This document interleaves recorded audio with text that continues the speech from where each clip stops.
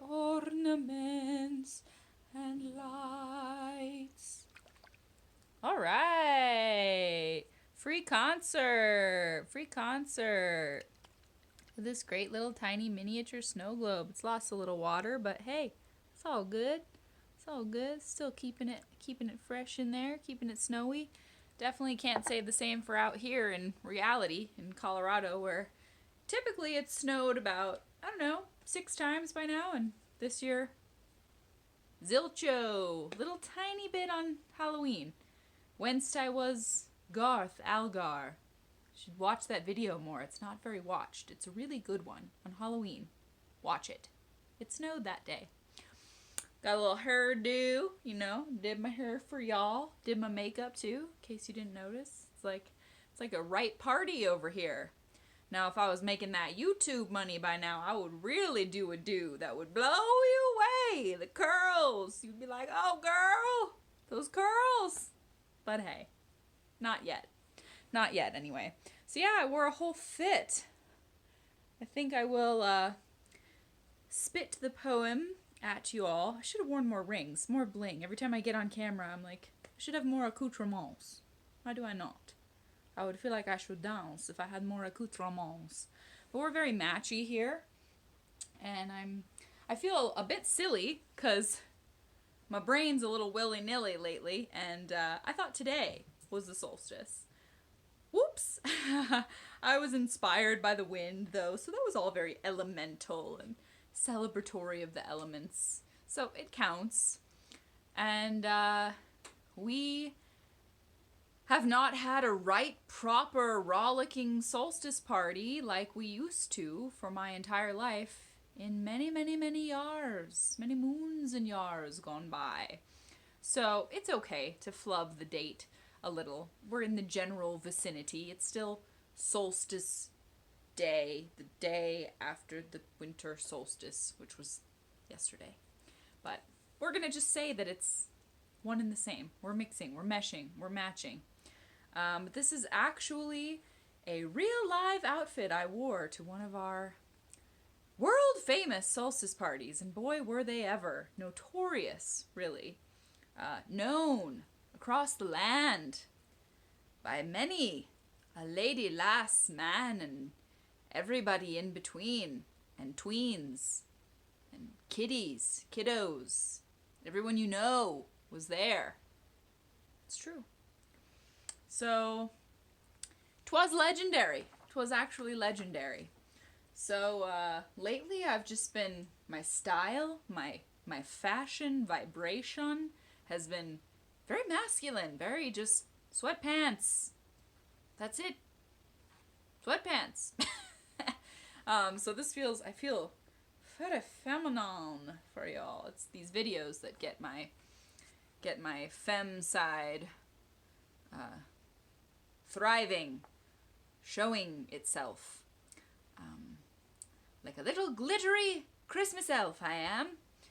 Got really super vintagey pins on my extremely vintage. I want to say, I'm going to go way back in my memory banks. I've had this since I was 5. I know that. I believe it was my grandmother's. And it is covered in frilly-doos. Little beaded frilly-doos. Little gold beaded grapes. Ain't that quite the little cape. It's not a cape, that just rhymed. It's a cardigan. So I'll start again. Rhyming away. So I'm just going to give you the poem first, and then we'll do a little reminiscing. Usually I do it flipsy-flopsy style. But, yeah, we'll just give you the poem first. How's that sound? Quench your thirst for the poetry. Here it is. So, reminiscing. We're dog sitting right now, so naturally the dog we're watching is being very rowdy with our dog. It's a rowdy time over here. They sense that I'm trying to be on camera, so they're like, what, act crazy? Okay. All right. So today's poem is called The Party of the Year. Every year of my life, up until about 10 years ago, we'd steal the holiday show and blow away the competition of all other holiday shindigs. It was an easy decision for most in attendance, what they believed to be the party of the year, perhaps of the century. Okay, maybe exaggerated ever so slightly, but as far as the best party in northern Colorado, that title might be right on the money. Whether it was in a crazy blizzard or nice and sunny, I can hardly describe the vibe and the fun we'd jostle out of people. Every time, our house was so full and the energy was unequaled. Every year, people in attendance would wait for the next one like a sequel to a great film they loved. We shared stories, full packed pipes, celestial sights, and back rubs. We hugged for the length of entire Christmas songs. We belonged. We donned holly headdresses and velvet vests, our solstice best. We filled our breasts with joyous song, stories, and long goodbyes. We cried and chortled and opened portals while sipping Grand Marnier. We prayed together in many ways through a range of beliefs and denominations. All stations and stages of life gathered in that giant hunting tent with vents at the top for the smoke of the wood-burning stove. The love that was nurtured and able to grow in that wall tent went swirling in circles in the air, and I swear, people who were never telepathic felt that psychic sensation. Those in attendance were resplendent with inner glow, came to know real contemplation there, and reacted with awe to all the things they saw and felt. Typically shy people belted out soulful lyrics loud enough for all present to hear it, and feel it too. New ideas were shared and compared and stared into deeply. Everyone felt seen equally, and the glee and revelry was palatable. We were lively. We were bright as can be. We were adorned fashionably. We pulled the oblique strategy cards under the stars in the freeze. We got totally conservative people squeezing bongo drums between their knees. We danced wildly, our faces streaked with tears and sweat. We set the bar for vibrant gatherings. We had such an interesting smattering of personalities. Present. Hippies who were deeply reverent about the solstice, reserved people who didn't typically take risks, folks who insisted they'd never howl blessings at the moon until we got 'em singing a different tune. Blooming, colorful types, little tykes with lots of questions about this type of fun they didn't traditionally see at the holidays. Religious followers of every single variety. Highly nervous sorts who, by the end of the party, were sporting bells and dancing with gourd rattles. And even those who battled demons and allowed us to help them tend to those burdens in a circle, holding hands, lifting the curtain between worlds, and truly listening. Purple and silver tinsel glistening in the background, the sound of classical guitar that seemed to be from a far-off time. We all saw signs amplified and dined on the most divine dishes. We shared our wishes, and some even shifted previously immovable views. Our sense of togetherness always felt renewed. We would sound the reminder the Sunday before Christmas, and right on cue, delicious, delightful fun ensued. We were further enlightened. We were brightened. We were moved. My dad made a venison stew that turned several lifelong vegetarians to meat for the evening. We got everyone believing in the power of togetherness and collective spirit. Even uptight neighbors would hear it going down, come poking around in a disapproving way, then suddenly decide to stay all night, lighting a pipe, sharing a snifter. Our solstice shindig was a powerful uplifter. Until it wasn't. Until life delivered us changes. Big ones. And as our family shifted, suddenly the party was just done. We felt stunned, really, that people knew what we'd all been through, and very, very, very few even called to acknowledge, hey, you know that thing you pour your souls into every year? Where you heck-a-deck all your halls and cook like 3 kinds of meat to feed 50 or more peeps, where everyone meets and everyone has a ball? Sorry, that's not happening. How are you feeling? Happy solstice all the same. How are you dealing with that pain? I could count the names on one hand of those who consistently planned on attending that party for 20 years or more and still checked on us after my mom lost her store, her livelihood, as things were not really very good. And the party and the wood-burning stove didn't glow in the way they'd come to know and adore. I'm still not sure how more people didn't just come knocking on the door the Sunday before Christmas each year. They sensed it was a tense new chapter. We missed the kissed cheeks, the sweet shared care, the prolific, significant laughter. And every solstice thereafter I have worshipped and rejoiced in my own way. But still to this day, a little ache is hoisted up from that basement of my feelings, and I have a hard time dealing with how much things change. It's been a decade and some change since the strange cutoff that was not very soft or gentle, where our house went from being practically a temple for solstice joy and light to a place I have to fight and work hard to get most anyone to come visit me in. I can't quite pin down what profound shift happened, because it wasn't just the end of my family structure as I had known it that split our rather copious friendship circle. I guess I had a painful internal radar that told me it would get hard and then harder to gather, as it were. And now it's damn sure the antithesis of trouble-free. Now we're in a bubble of three for the most part. There's certainly an art to accepting that kind of paring down when you're used to having a whole dang bevy around. Sometimes 120 people came by. It was a profound high, that kind of turnout. And everyone who came through our door felt the pure love that the whole thing was about.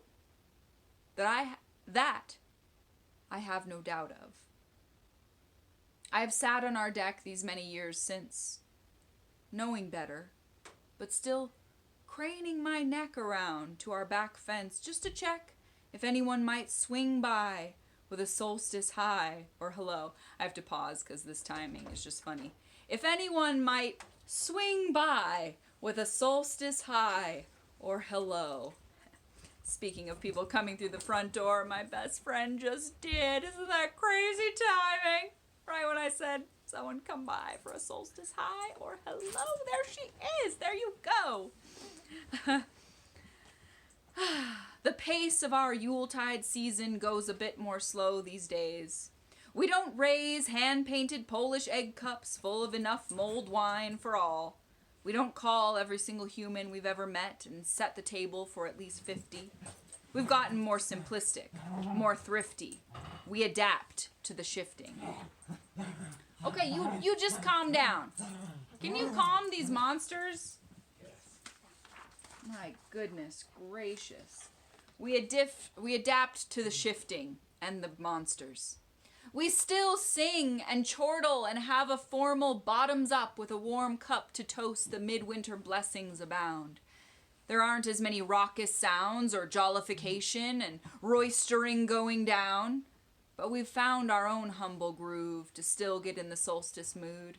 With the help of the kissing bough and more than a few baubles, we keep the wood spirits happy and full with treats and soft seats on our tree to pull them in from the cold and the wind. Now begins the waxing of the sun god. Our kin and family applaud this exquisite veil being lifted. We are gifted renewal and we celebrate with Yule logs, one edible, one we revel around burning in the hearth. We fold the love of the season in boxes and hold it in our hearts. We have endured some loss, but we have also grown. The holly king surrenders his throne to the oak king, and soon the birds will sing in chorus for us again. We miss the friends who gathered here, but many are still held dear, and still new friendships appear. We look with hopeful glimmers in our eyes to the surprise and possibility of the new year. Yes, thank you. So that was a good one. That was a cool one. I'll show a few little show and tellsies, because my best friend's here, so I need to put my sweatpants back on and hang out with her. These were the Polish egg cups, these exact ones, We all used to toast Grand Marnier, even when I knew I was allergic to alcohol. You know, I would have a little sip just for the solstice. Those are the 2 times I would drink any kind of alcohol all year long. I would have the littlest sip of grasshopper with my grandmother on Christmas, and the littlest sip of Grand Marnier on the solstice party. Here's an odd show and tell. I wanted to put this around my head, and I remember buying this and being like, yes, what a cool necklace. There's no attachment, there's no hook, it doesn't fit over a human person's head. I don't understand what's going on here. So I guess I've decided it's a very, very tiny purse that you can put your ecstasy in. I don't do ecstasy. But, you know, drugs is really the only thing that you could ever fit. But it does open like a little purse, little bauble, you know. I also brought some of my, this was my lunar eclipse blessed water. Thought I'd give myself, and I put it in this very beautiful little container. It's very, very holy. So I'll put it, you know, on my third eye and under my real eyes. It defies aging. It makes you never age. The old lunar eclipse water. You can tell them I told you so. And then I found this cool little ritual. There's many, many, many rituals you can do. So you need 1 wooden spoon, a thin ribbon of red and green or gold. Look what I hold, a gold ribbon. So you take the spoon in your right hand and say, brightest blessings on this Yuletide fair. Give love and peace in equal share. Isn't that nice? And then you tie the ribbon in a bow around the neck o' the spoon as you say, with Yuletide warmth my hearth be blessed, that lifts the heart of kin and guest. Isn't that lovely? Isn't that lovely? I'm telling you, man. Pagans. They knew what they were talking about. So this, I didn't do a very good bow. It's right crap, actually. I did it really badly. But I'll make it more beautiful. And then you just hang this in your kitchen or above the hearth. And you just love with your whole heart. And that's what you do. Boom. It's just that easy to celebrate the solstice, my peeps. So, yeah, it says take your charm, place it in a suitable place. Suitable, sensible place in your kitchen. It can be extended in many ways. You can tie a pouch of cinnamon on the ribbon to make it scented. How about that? Prevent stench with just a sprig of cinnamon. There's no such thing as a sprig. A stick of cinnamon. It's a great small gift, and you can do it yourself. See, I just did it in 2 seconds. So I got that lovely little ritual from www.goddessandgreenman.co.uk/Yule. All kinds of cool information on there. So kind of a joyous one, kind of a sad one. Feelings are mixed equally. It really was, no exaggerating. Like, everybody would come here. Everyone. And like, my friend who lived in my neighborhood, her parents were very conservative. Very much in the conservative realm. And they came, they drank that Grand Marnier, and I gotta say, by the end of the night, they were howling at the moon, they were singing weird songs, they were dancing to, like, gourd, rattles. I mean, things got weird. People you never thought you would see hitting the bongos were hitting them bongos. And I have a friend who studied classical guitar at school. That's like was his whole focus. And he would play these classical guitar songs that like took you to another dimension where you're just like, am I in an ancient place right now? And, pipes were pinched and things went down. Maybe babies were made. I don't know. Things got weird. People hooked up in our bathroom. Like, veils were lifted. Gifts were gifted.